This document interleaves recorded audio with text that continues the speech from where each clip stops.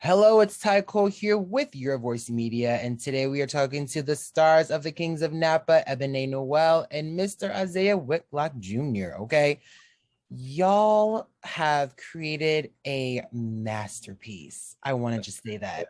From the Thank moment I flipped on that episode to the end, I was like, oh, like this is everything I wanted in one show. Oprah, we love you for this, okay?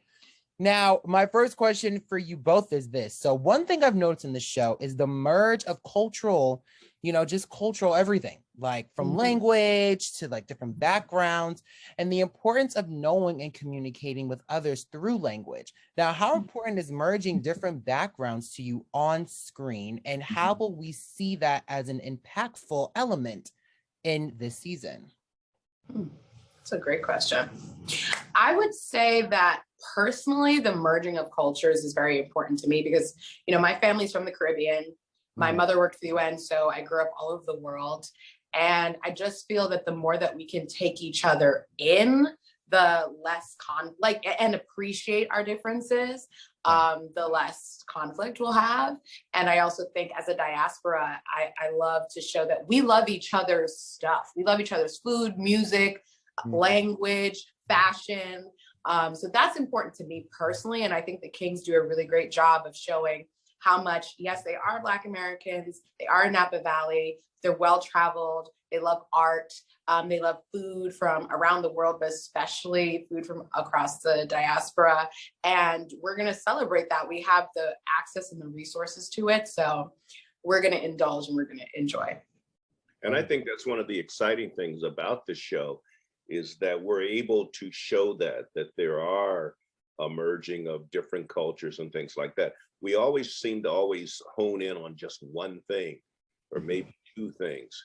Here, we've got a smashing of a lot of different things. And that's who we are, really, that we just sometimes don't get a chance to see. And so it's good to see that and explore that.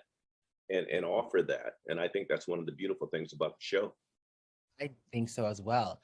Now, for you both, how many languages can you speak, if any, and what are they? Because there were so many different languages I was hearing in the episode. I'm like, man, like I only speak one. Like, I wonder how many they actually speak in real life.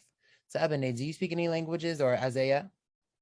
Yeah, I speak some French. I was much more fluent when I was actually in school. But yeah, I speak some French, and I know a couple of I lived in Jerusalem for high school, so I know some phrases in Hebrew, some curse words in Arabic. Okay, so offline, you got to teach me some of those. Okay. Offline. Oh yeah, and I speak English, and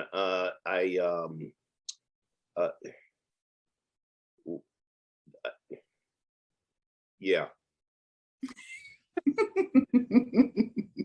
And that's just that. I thought there were some more, but you know what? You also speak excellence. So that's another language. Okay, we're gonna give you that one. Now, many may not realize there are so many Black thriving businesses and entrepreneurs within the wine market itself, but some folks may not know how to get started. Does the Kings of Napa explain the ins and outs of the industry through the storyline plots?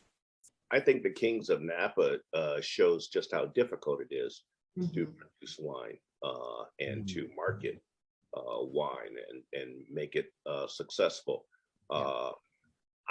Anyone can make wine, but it's making wine that people will enjoy, wine that is mature enough right off the bat that people can deal with. That's the hard part. And I think we get a little bit of that in the Kings of Napa, just how delicate the whole process can be. Beautiful.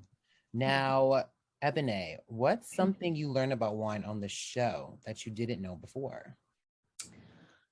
I learned more about dessert wines on the show. I didn't realize how much they complete a meal. What's the difference in producing a dessert wine versus, a different type of wine. that's something I got more into doing the show, because normally in my everyday life, I didn't really tend to order dessert wines. I like would do a different sort of after dinner drink, but now it's sort of opened my world in that respect.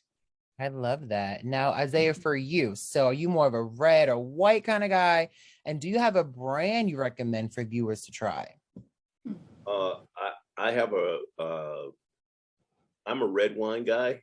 I mean, look, I like red and white. It depends on what I'm eating and what the mood is and everything like that. Mm-hmm. But I usually lean towards red. The brand would be my own. It's not on the market, but I do make a funky penguin Pinot Noir that is very, very good.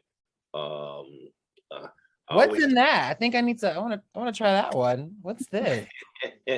You know, the Funky Penguin used to be a dance, and back in the day, it was very, very popular with me, and so I named the first wine I ever made was called the Funky Penguin, and but it is a legitimate Pinot Noir, and it is very, very good. But there's a lot of great wines out today that I mean, really, really good stuff coming out of California.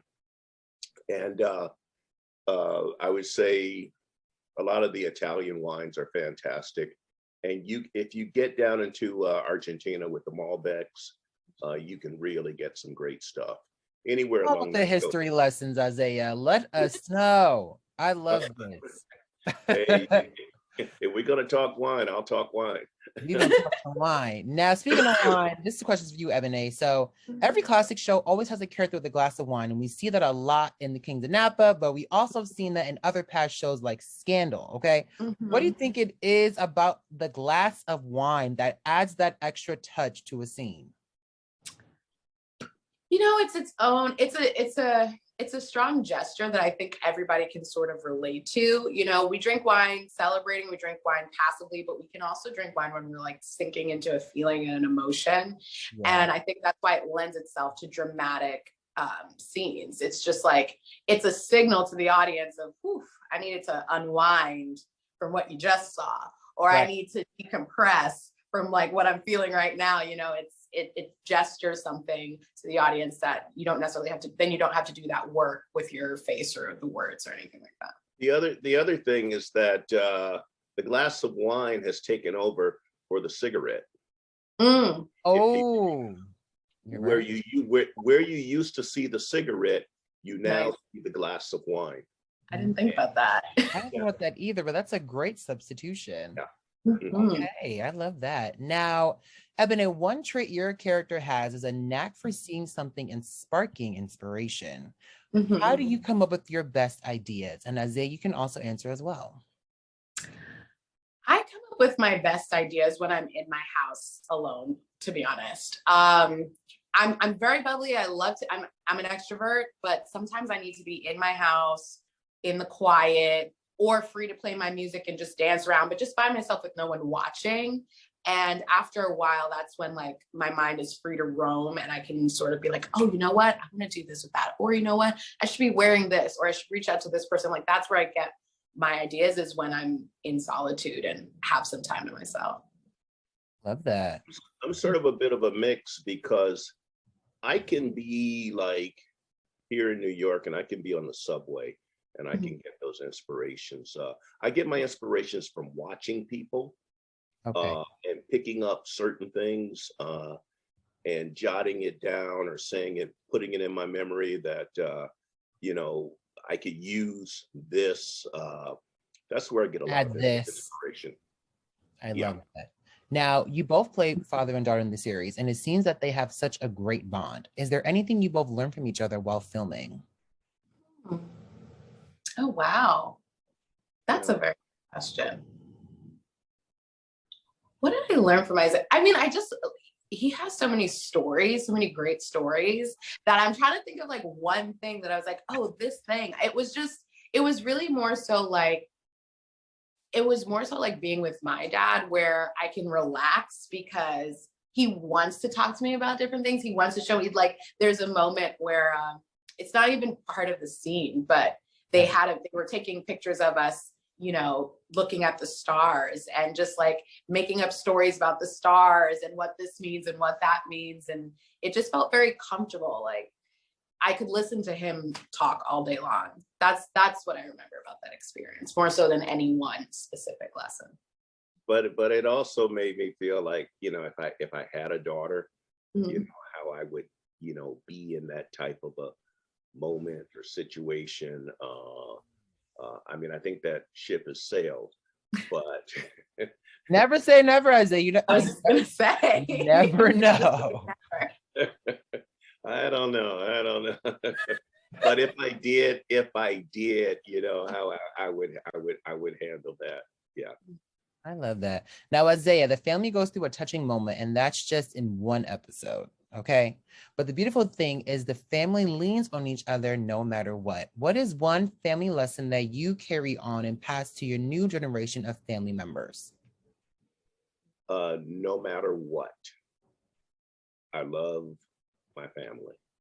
I mean, I think some of the drama in the Kings of Napa is equal to, and some of the drama in my own family is greater than, but I do, at the end of the day, I really do love my family. I care about my family.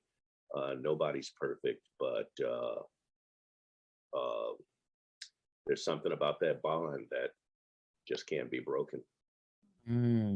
Love that. Now, Ebonée, this one's for you. This is another great Black representation of Black luxury, and it joins the shows like Our Kind of People. Why do you think shows like this matter? I think that it's important to see us as Black people in every level of society, right? So my parents come from Guyana, where they grew up and they were surrounded by Black people who were, you know, their teachers, the leader of the country, the man on the street. And so their sense of self wasn't created by, it wasn't narrow, right? Their vision for who they could be and the lives they could live, it was boundless. And I think that's why these shows are important. We haven't gotten to see enough of it. And there have been Black people in this social class ruling things, running things all throughout history, but we don't get to see it, right? That's how they trick you to think, okay, you can't attain this because you've never seen it before. We need to see it. We need to get used to it. We need to get used to it so that in life, people don't challenge it as much. And that you know that if that's what you want, right? It's not the only barometer of success, but if that's what you want, you can get it. It exists. You belong there. Love that. And you don't let us know, Isaiah. No, I was just going to say, you know, you don't have to apologize. That you can have it and you can enjoy it and be okay with that without feeling like you're doing something wrong or you don't deserve it. It's okay. You don't have to apologize. That's one of the things I take away from the Kings of Napa is you're beyond apologizing. We're getting on to the drama. Yeah. Now, my final question is this, okay? One of the aunts in this show makes a comment asking how she wonders what the ancestors would say seeing all these rich Black folk. Now, what do you think the ancestors are saying about today's time, seeing us thrive and progress in all of these different spaces? You know, sorry, I didn't mean to cut you off. Go ahead. I was gonna say there's a Beyonce lyric that comes to mind. Okay.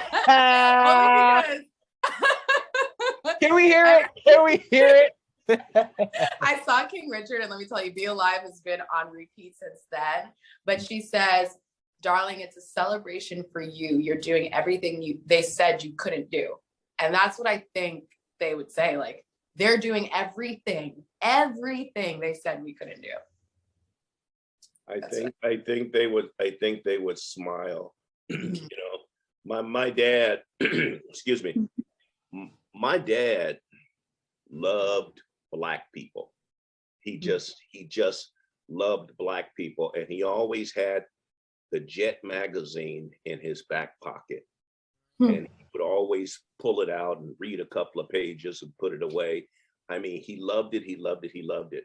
So when we say ancestors or people of the past, I think they would love to see what we're doing now. I really do, and be happy with it. And I think they would definitely just be so warm about it, where it's like, wow, like we are everywhere. Like the roles we're getting, we're in tech spaces that we never were able to be involved in. Like we are in so many different mediums that for them, I think that it's a beautiful thing. Even this conversation here, you know, this was not even a thing for real, like way back when. So I think this is such a beautiful moment. And this is why I cherish chatting with people like yourselves all the time. Like if I can talk to us all the time, I would.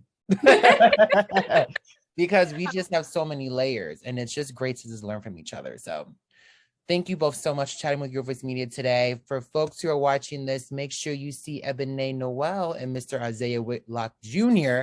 on the Kings of Napa Tuesdays on OWN. And grab your wine glasses because you don't want to miss it. Yes.